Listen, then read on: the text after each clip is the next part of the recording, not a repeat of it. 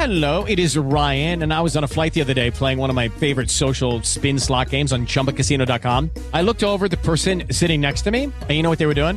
They were also playing Chumba Casino. Coincidence? I think not. Everybody's loving having fun with it. Chumba Casino is home to hundreds of casino-style games that you can play for free anytime, anywhere, even at 30,000 feet. So sign up now at ChumbaCasino.com to claim your free welcome bonus. That's ChumbaCasino.com and live the Chumba life. No purchase necessary. VGW. Void where prohibited by law. See terms and conditions. 18+.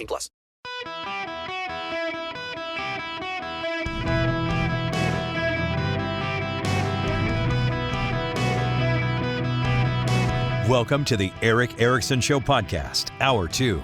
Hello and welcome. It is Eric Erickson here, the Eric Erickson Show across the nation from Atlanta, Georgia. The phone number, 877-973-7425 if you want to be on the program. I want to start out of the gate first. There are a number of people on phones. I intend to get to you before the next commercial break. Just be patient with me. I don't want to start with phone calls, though, because I want to admit something.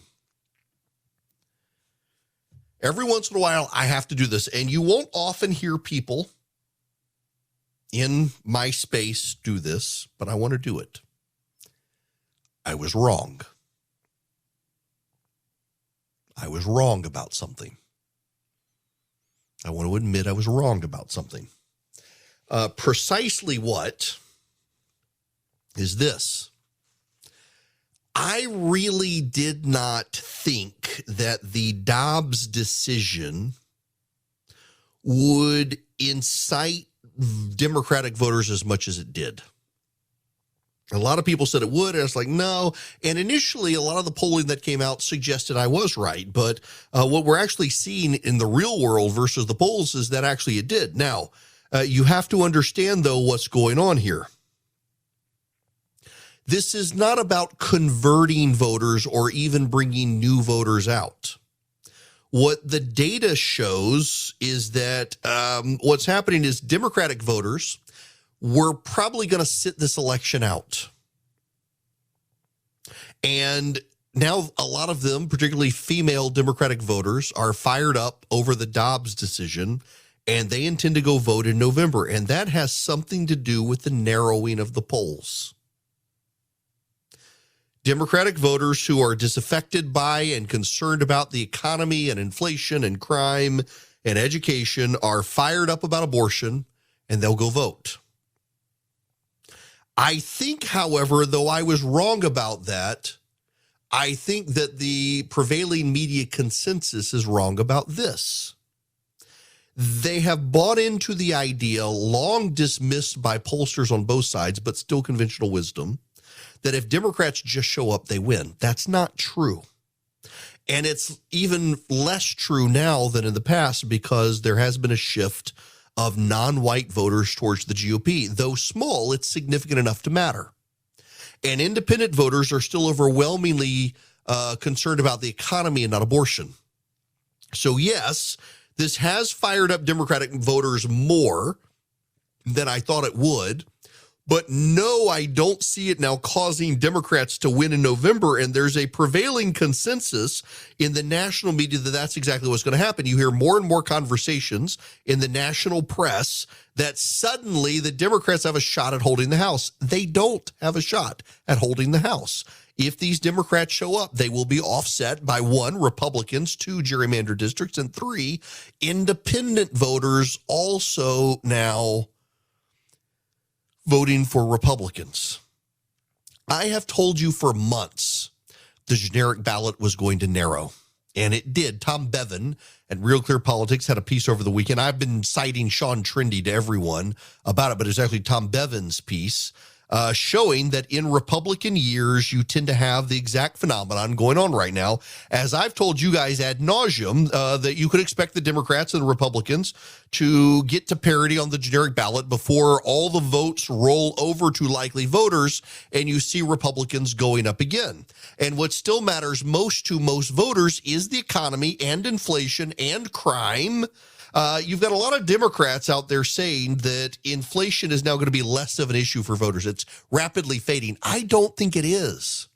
I think it's just manifesting itself in other ways, very much like the whole trigger for the Biden administration to suddenly go upside down on polling was Afghanistan. And ever since Afghanistan, Joe Biden's polling has been underwater pretty significantly. And it's not like voters now are focused on Afghanistan, but it was a precipitating event that changed their minds on Joe Biden. And so you could get to November and have a lot of voters not at the forefront of their mind focused on inflation per se, but the economic anxiety of their lives will still be caused by inflation. And so indirectly, it'll be inflation as much as Afghanistan still in polling come election day. So I was wrong on the abortion stuff, but here's the other thing. And this needs to be said, and I don't think it's going to be appreciated by the people who should hear it. I was wrong in 2016. I didn't think Trump would win. And the polling confirmed as much that Trump was not going to win. And I was one of the last people to start distrusting the polling. And he won. Now, he didn't win the popular vote, and the polling picked up the popular vote. The polling did a very bad job, though, of translating the popular vote to the electoral college vote, because the polling looked at the national electorate and not at the swing state battleground electorate. In the polling that's only looking at the battlegrounds, the Republicans are doing pretty good. In fact, the CBS News Battleground Tracker that only looks at battleground states, the Republicans are still up 2 in the generic ballot. So I think this means Republicans aren't going to win they were talking about, we could win a seat that Biden had won by 10 points. No, you're not going to do that now in those coastal areas of the country that are already Democrat. But in suburban areas, that's Biden +2, Biden +3, you can still win. And I think Republicans will. And the larger point here is I was wrong in 2016, and the polling didn't accurately reflect it. And if you were a longtime listener to my program, you will remember the day after the election in 2016, I came on the radio and ate some crow and said, look, if this is the case, if I got it that wrong, I've got to reassess and figure out why I got it wrong and what do I need to listen to that I wasn't otherwise listening to. And a lot of people in the media never did that. And they just assumed it was a fluke and Hillary Clinton won the popular vote and Russia stole it. They never had to reassess. Now, I never bought into the Russia stole the election crap. And a lot of people, they bought into it, if only so they never had to admit they were wrong. I was willing to admit I was wrong. So fast forward to 2020. In 2020, very few people saw the Republican wave coming. Very few people did. There was a blue wave in this country in 2020, and it helped get Joe Biden elected. But what no one saw was the offsetting corresponding red wave, where the Republicans not only picked up some state legislative seats around the country, they picked up New Hampshire. They held seats they were otherwise going to lose. They held legislatures they were otherwise lose at the state level. The Republicans came within about 5 seats of taking back the House of Representatives, and they would have held the Senate had Georgia Republicans not convinced themselves to avoid going to vote. And nobody saw that. And the polling did not pick up that. And so, listen, I go back to 2016. I was wrong about that, and I've clearly been wrong about the impact of abortion on Democratic voters. And again, it's very important you understand, we now have several special elections, and we have the Kansas vote, and here's what we know based on the exits, not based on the polling, but based on the people who actually showed up and vote. What's happening is abortion transcends parties. It's not completely just Democrats who are impacted. There are moderate Republicans who still vote Republican, but are pro-abortion, and they will vote on that issue. They did in Kansas, but also Democratic voters who are going to sit out this election because they're mad at Joe Biden and just say, screw it, let the Republicans have it. They're suddenly fired up enough to show up and vote. It doesn't matter, though, because of the number of independent voters and minority voters who are shifting to the GOP. If they all show up and vote in November, the GOP is still going to have a good night and still probably will take back the Senate. That's getting lost in the murky conversations. And so this goes back to this other point. I'm willing to reassess when I get things wrong, and I think a lot of people in the media aren't. They can't admit it. And in 2020, The very same people who didn't see Trump winning in 2016, they missed the red wave in 2020. And we're seeing now a very cyclical pattern in 2022, just as in 2014, just as in 2010, just as in 2002, midterm elections. The Republicans see the Democrats make inroads in August towards September, and then suddenly the polls switch to likely voters and the Republican base explodes and the Republicans win.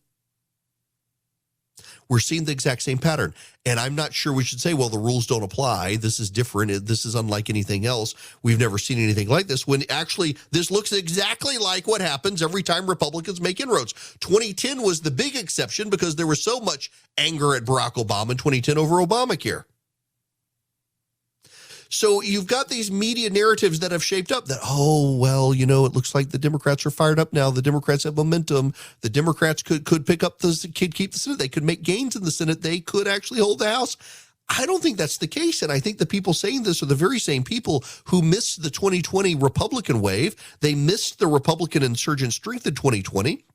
They know their polls are broken. They don't know how to fix their polling. They're inside a media echo chamber that reiterates what the Democrats want you to believe. Republicans have all but left the media. There have been a series of stories about how Republicans no longer return reporters' phone calls. They don't even try to help shape the prevailing national media narratives. They're bypassing the national media. They're going to Fox News and Newsmax and OAN and talk radio, and they're texting and they're talking directly to their voters. They don't need the New York Times to help them with their narrative.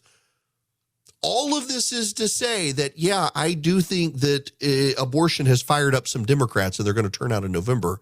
And I didn't originally think that it really would fire them up as much.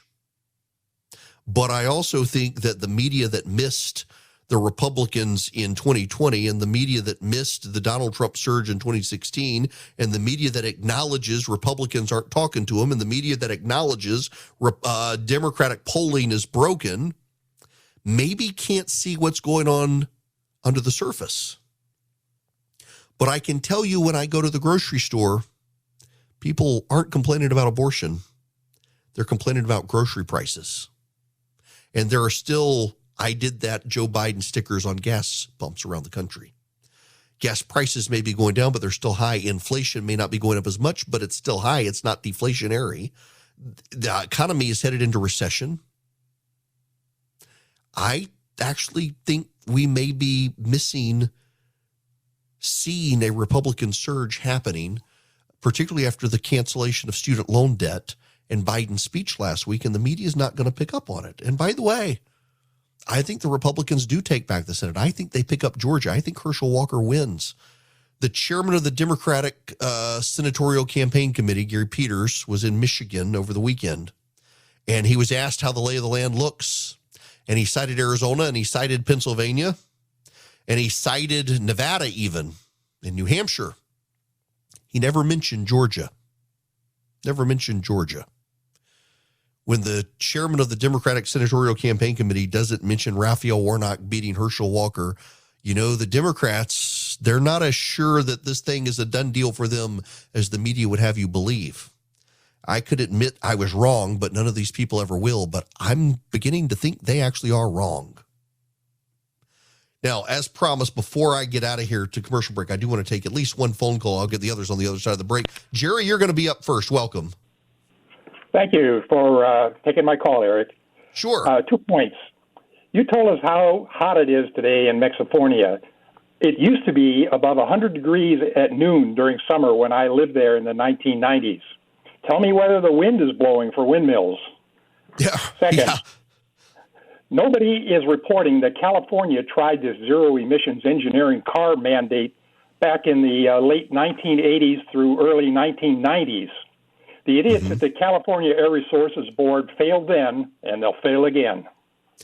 Yeah, look, I totally forgot about that one until you raised it. You're right, and it caused all sorts of problems and forced Congress to do the CAFE standards because California went nuts on it, and Congress had to preempt them, which is one of the big reasons we had all the crazy CAFE standards we did for a while. That's a good point, Jerry. They never learned their lesson. You know, this is the great thing about being a progressive. Jonah Goldberg once wrote this great book called Liberal Fascism, and one of the things he pointed out is one of the best things about being a progressive is you never need a sense of history because it's new and created new every single day. So you never learn from your mistakes in the past, which explains why progressives keep digging holes they fall into themselves. You can call in and be a part of the program if you want. Let's go to the phones. I want to go next to Steve. Welcome to the Eric Erickson Show. Steve, how are you? I am well, Eric, and yourself? Doing great. Good, good. I want to thank you for your show and your boldness, your honesty, and I listen to, not every day, but a lot of days I listen to you, and I appreciate it. Thank you. Eric, I've held off calling on this a long time. I'm retired from, I hate to even say it. I've been in the power, energy, electric industry for over 40 years, and I worked in the transmission end of the business, which is substations and the high lines and the high voltage stuff. And most people don't know this, but there's every system we had. I'm retired now, have been for a number of years, but had backup battery systems because, you know, when the power's out, you got to have some way to operate the system, and they operated off of DC. I say all that to say to kind of preface this thing, but we worked on battery systems my whole career, and they're still working on them. And I tell you, this thing of California and electric cars, you know, I've got family members that's got electric cars, and we don't discuss it a whole lot. They have their place, but yeah, they do. My concern is the country is split up into different grids, a number of grids.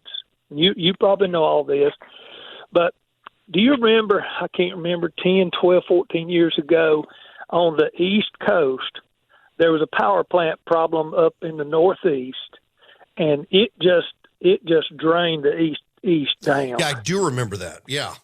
Okay, and this is the way it works. If you fill a bathtub or a sink full of water and you jerk the plug out, it creates a funnel. Well, and my concern is, I've heard this, but I haven't heard it in a long time. They start talking about tying these grids together. Well, I hate to say it, that poor man out there in California, he ain't got back sense. But, you know, they can't, like you said, they ain't got enough of this and they ain't got enough of that to do, you know, talking about taking nuclear plants out of service and that sort of thing. There's no way to supply that much power for that many cars. Well, and you know, Steve, and I appreciate the phone call. I got to let you go there because we got to get out of here with a commercial break. But you know, that to your last point there, even the federal government is saying you string all this stuff together outside of these divided grid systems, you're going to cause overloads everywhere. The grid's more manageable now. It's also less hackable right now. And what California wants to do is going to have cascading effects messing up all of us. Welcome back. It is Eric Erickson. I hope you had a great time off, a great holiday weekend. The phone number is 877-973-7425. I want to go back to the phones. I want to start with Ed. You're up next, Ed. Welcome. How are you? Hey, Eric. How are you? Great.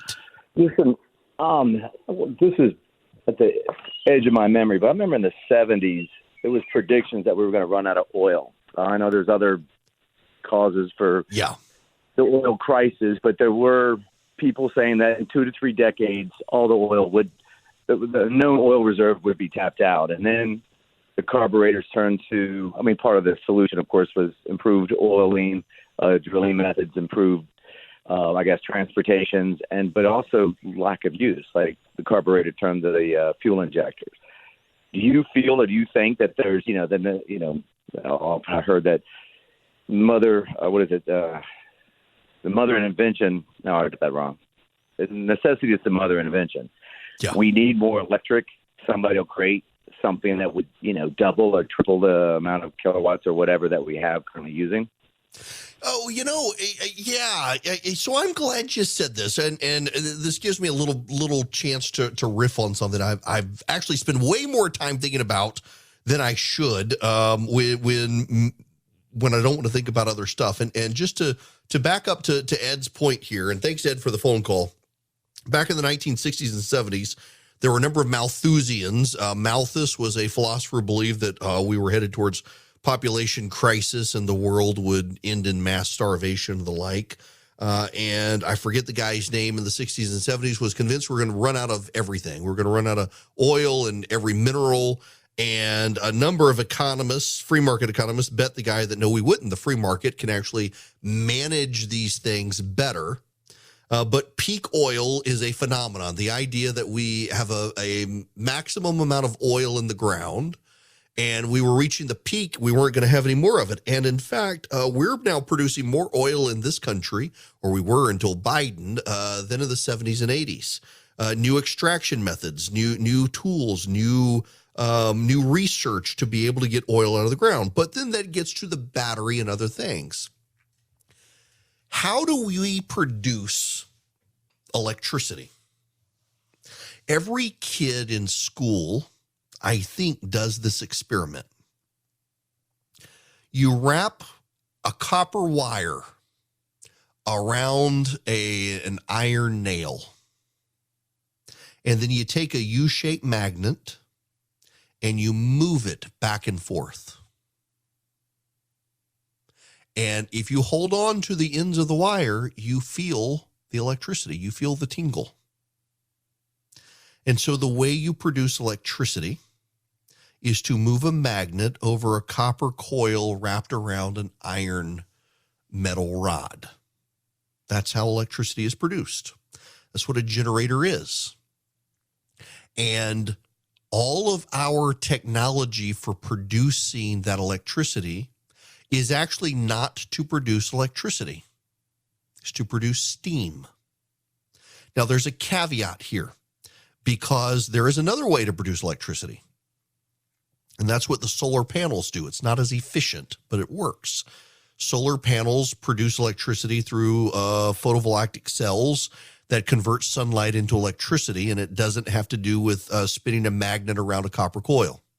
But windmills, that's all a windmill is it's a copper coil with a magnet around it, and the windmill spins the magnet around it to produce electricity. What does a nuclear power plant do?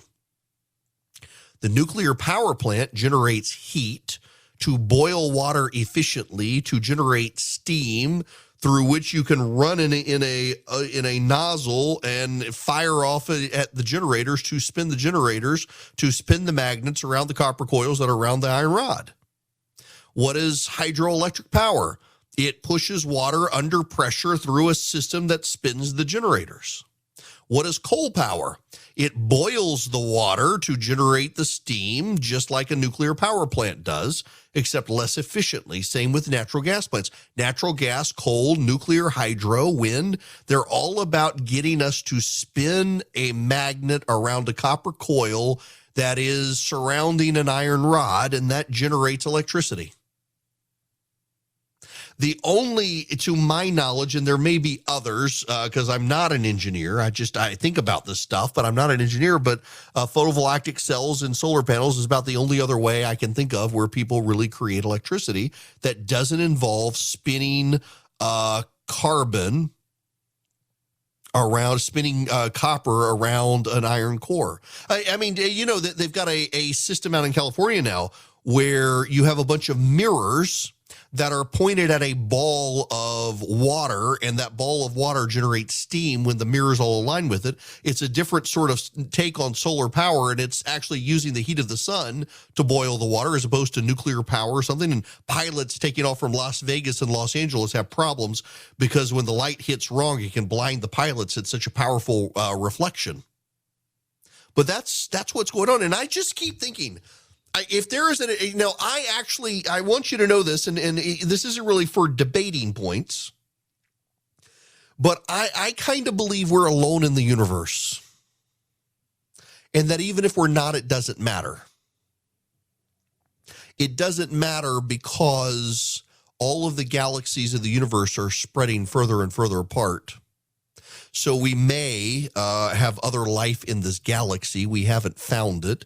Given the speed of light, maybe there's a civilization that has invented some way, a warp drive or something like in Star Trek, So you get along with it. You know, the whole theory of the warp drive, and it's actually, there's a scientific principle there, is you create a bubble in which inside the bubble, time doesn't move faster than the speed of light, but the bubble causes a gravitational field that folds space. So you're moving across space faster than the speed of light when really you're not traveling faster than the speed of light. You've just folded space inward.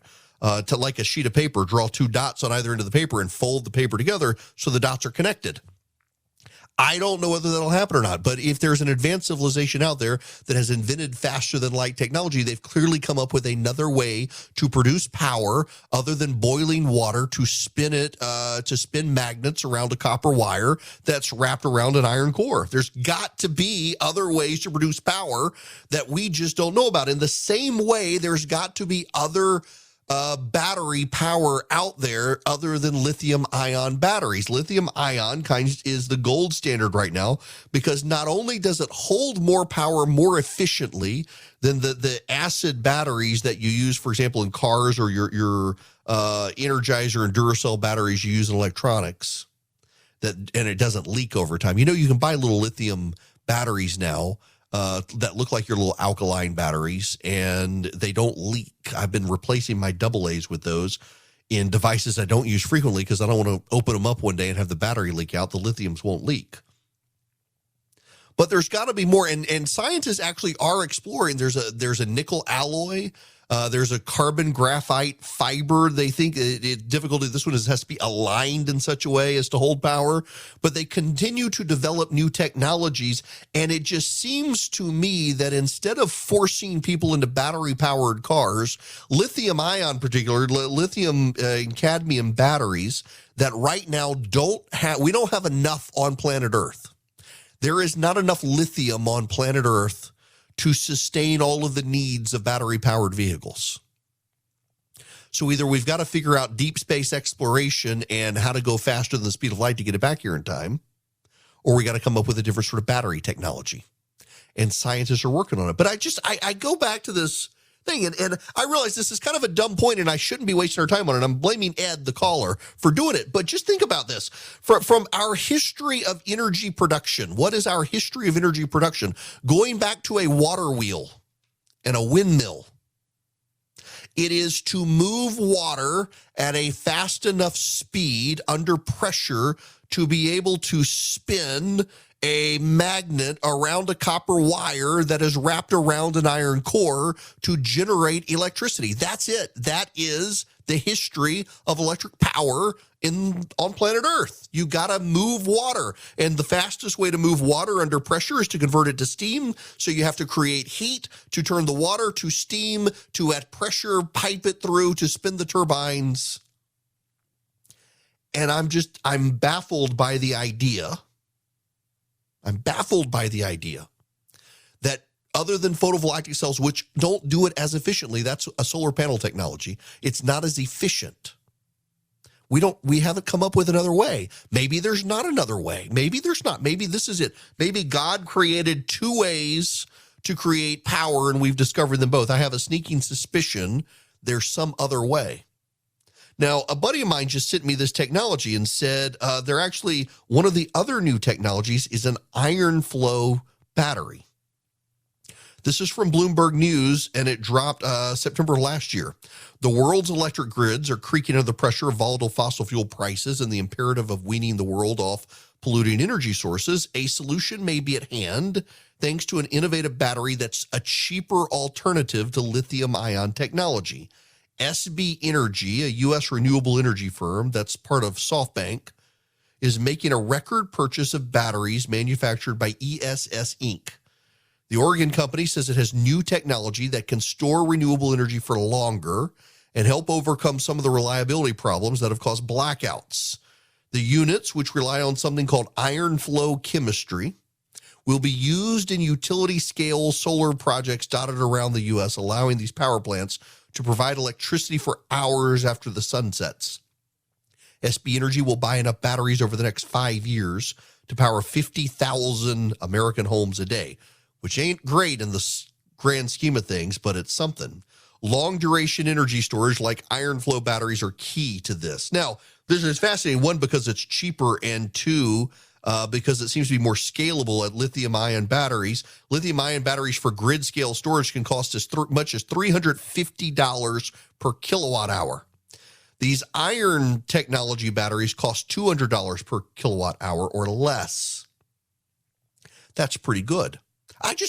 Listen, I don't mean to distract us. I got a lot of other stuff to talk about. Ed's call is kind of a distraction because I literally was thinking about this weekend, that it is just weird to me.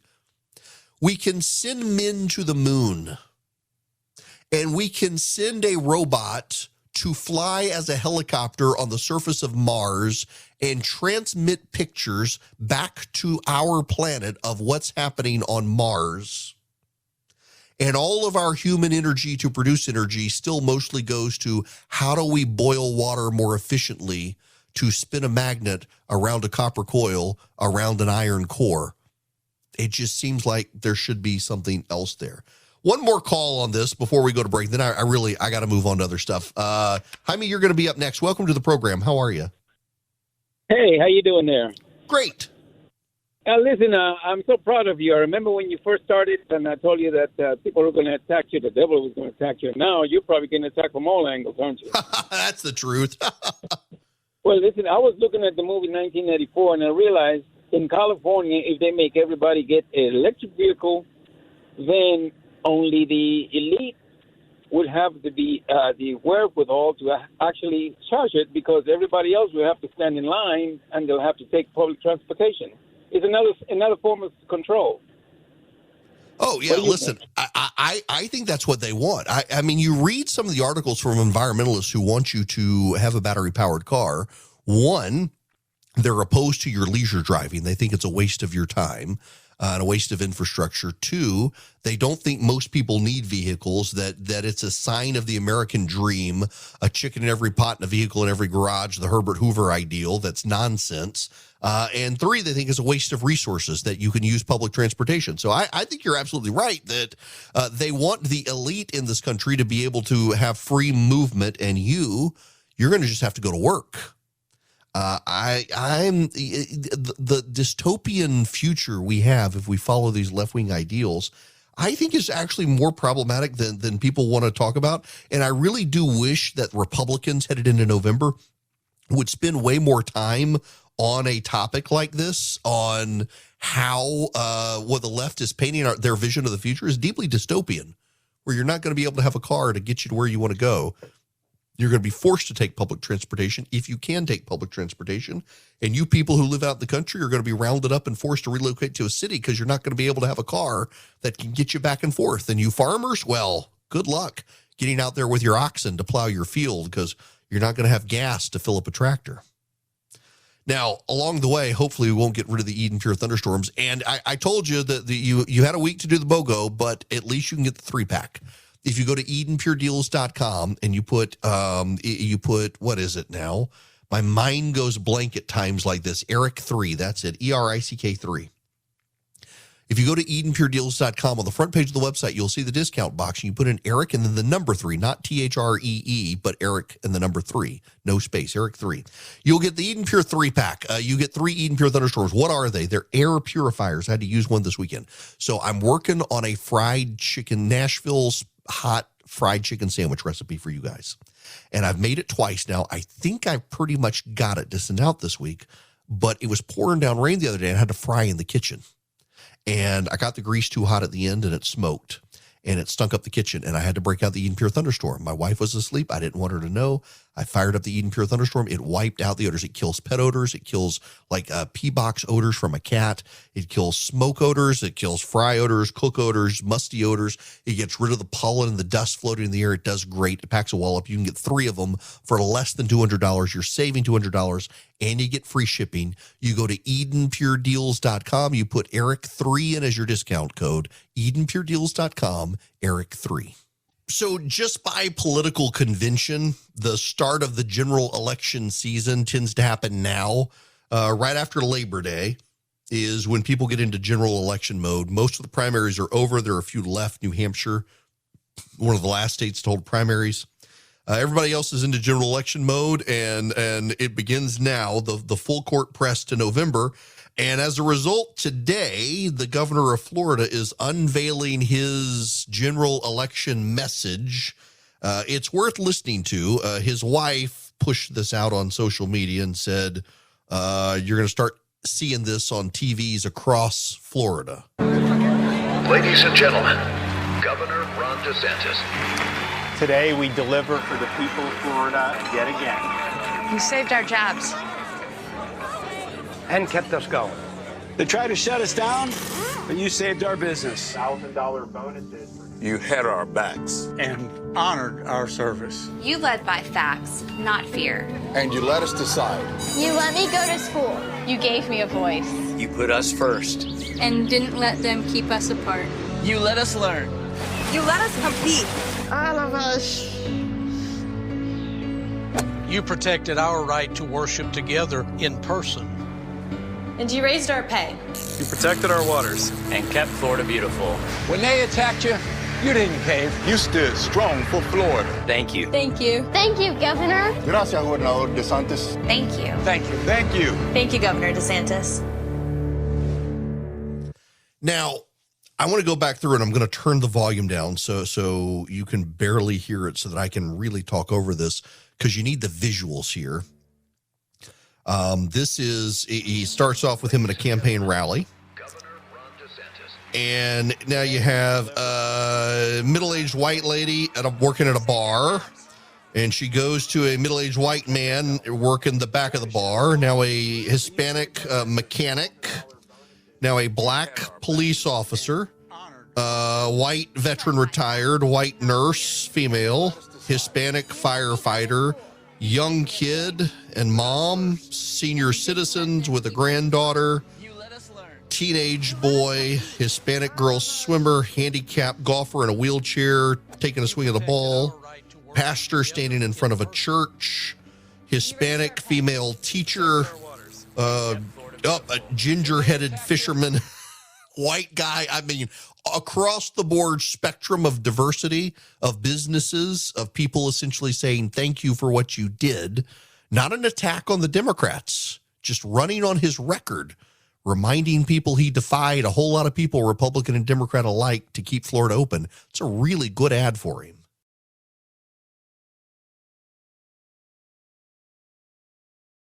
Lucky Land Casino, asking people, what's the weirdest place you've gotten lucky? Lucky? In line at the deli, I guess? Aha, in my dentist's office.